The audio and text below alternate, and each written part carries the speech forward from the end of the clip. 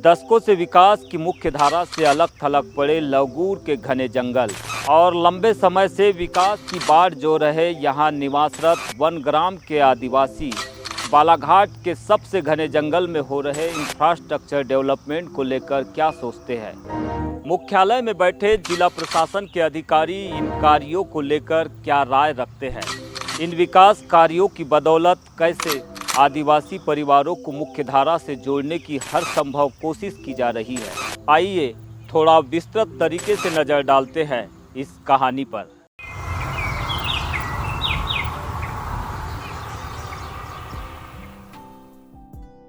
लवगूर का घना जंगल और मानवीय हस्तक्षेप से कोसों दूर मयूरबीन की पथरीली डगर, जहां कदम रखना मतलब किसी चुनौती से कम नहीं था।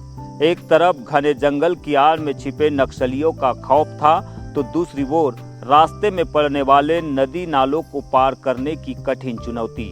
लेकिन आज यहाँ पर इंफ्रास्ट्रक्चर डेवलपमेंट की नई कहानी गढ़ी जा रही है, यानी कि पहाड़ी दर्रों और घने जंगल के बीच ऐसा काम किया जा रहा है कि विकास से अछूते इन वनांचल गांवों तक अब हर कोई आसानी से पहुंच सकता है, वह भी अलग अलग रास्तों से होकर। और यह संभव हुआ है केंद्र एवं राज्य सरकार की मजबूत इच्छा शक्ति और MPRRDA के रोड कनेक्टिविटी प्रोजेक्ट के तहत। खुशी तो इस बात की है कि कम से कम सरकार ने ये देखते हुए कार्य किया है, तो हम उस पर गर्व करते हैं। इतने सालों में मैंने देखा कि यहाँ पहले जैसे हम लोग पैदल आना जाना करते थे, लेकिन अभी उस स्थिति से काफ़ी छुटकारा मिला है। तो हमको वैसा तो बहुत सहूलत हो गया है, पुलिया विलिया बन गया। नहीं तो नदी में हम जाते थे तो साले कमर भर छाता भर गरों भर पानी नकते थे हम उस समय में। अभी अब सुविधा हो गया है, अब जा सकते हैं।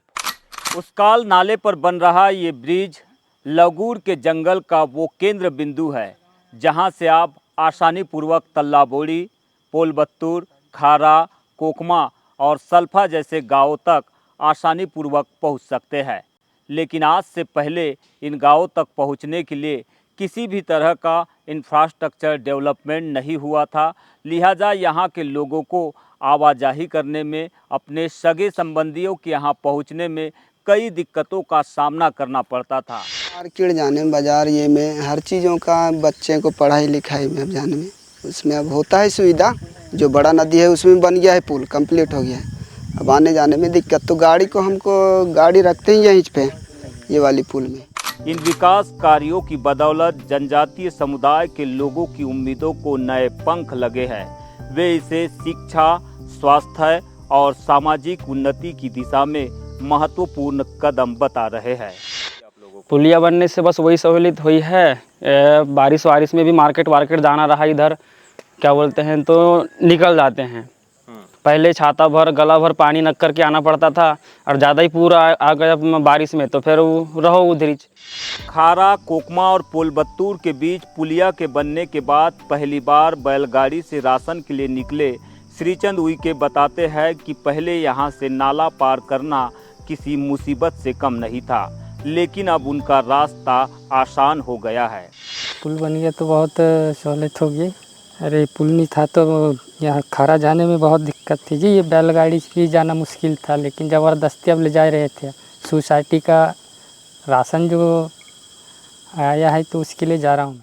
इसी तरह पोलबत्तूर की फुलकन बाई अधिकार स्वरूप ये बताती है कि एक दौर ऐसा भी था जब उनके यहाँ बेटियों को ब्याहने और बहुओं को घर लाने के लिए कई बार सोचना पड़ता था, लेकिन अब इस तरह की सामाजिक मुसीबत से उन्हें छुटकारा मिल रहा है।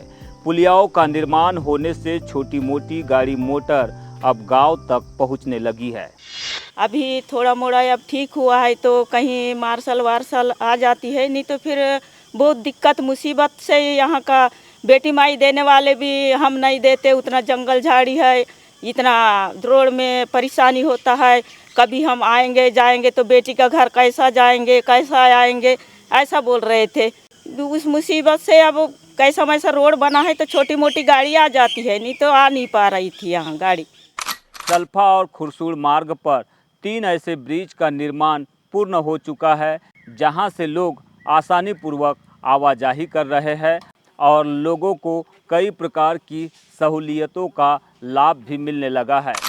केंद्र सरकार ने वामपंथी उग्रवाद प्रभावित इलाकों में इस प्रोजेक्ट की शुरुआत साल 2016 में की थी। इसका मकसद है कि हमारे सुरक्षा बलों के जवानों को एंटी नक्सल ऑपरेशन चलाने में मदद मिले और क्षेत्र में निवासरत आदिवासियों के जीवन में सुधार हो। सरकार की इस पहल में MPRRDA की महाप्रबंधक माया परते और सहायक प्रबंधक प्रदीप गढ़वाल के अनुसार विकास विरोधी नक्सल चुनौतियों के बीच साल 2022-23 में यहां पर कार्य शुरू करने की तैयारी की गई, लेकिन प्रारंभिक दौर में ठेकेदारों की ओर से टेंडर प्रक्रियाओं में भाग नहीं लेने से कार्य विलंब से शुरू हुआ, जो अब 2025 में 4 हाई लेवल ब्रिज निर्माण के साथ इंफ्रास्ट्रक्चर डेवलपमेंट की बानगी पेश कर रहा है, जबकि एक ब्रिज का निर्माण कार्य प्रगतिशील अवस्था में है। इसके अलावा खुरसूर से होकर पोलबत्तूर के रास्ते खारा को जोड़ने वाली एक सड़क का निर्माण कार्य भी होना है, जिसे लेकर विभाग को सैद्धांतिक अनुमति का इंतजार बना हुआ है। लौगुर के घने जंगल में जो हमारा काम स्टार्ट हुआ है ये चुनौतीपूर्ण तो है, क्योंकि MPRRDA विभाग द्वारा सभी जगह निर्माण कार्य किया जा रहा है, पर जो नक्सलाइट क्षेत्र है परसवाड़ा का लौगुर के घने जंगल, एक तो वहाँ बहुत डेंस फॉरेस्ट है और दूसरा कि नक्सलाइट होने के कारण जब हमने इस काम की NIT लगाई, टेंडर लगाया गया, तो संविदाकार लोग तैयार नहीं हो रहे थे। तो फिर MPRRDA द्वारा उनको सुरक्षा प्रदान करने एवं प्रशासकीय सहयोग का आश्वासन दिया गया कि जो भी अगर किसी प्रकार की घटना दुर्घटना होती तो हम आपका पूर्ण रूप से सहयोग करेंगे। फिर संविदाकार द्वारा काम करने के लिए आगे आया गया, जिसके कारण हमारे जो 5 ब्रिज हैं हाई लेवल ब्रिज, जिसकी लागत 11 करोड़ है, जिसमें से हमारे 4 हाई लेवल ब्रिज पूर्ण हो चुके हैं और एक हाई लेवल ब्रिज है जो उक्सा नदी पे है, जिसमें से 3 स्लैब कंप्लीट हो गए हैं और 5 अभी शेष हैं, जो लगभग 1-2 महीने में कंप्लीट हो जाएंगे।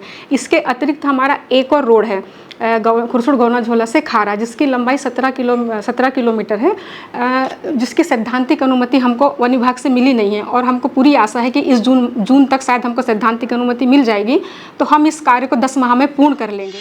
लौगुर के 66 किलोमीटर लंबे चौड़े वन क्षेत्र और 412 हेक्टेयर में फैले घनघोर जंगल के बीच आधारभूत संरचना को लेकर कलेक्टर मृणाल मीना बताते हैं कि लगभग 11 करोड़ 70 लाख की लागत से पूरे हो चुके इन कार्यों की वजह से वन ग्रामों में निवासरत आबादी को कनेक्टिविटी में राहत मिलेगी और जो अंडर प्रोसेस स्कीमें हैं उनका भी सीधे तौर पर इन परिवारों को लाभ मिलेगा।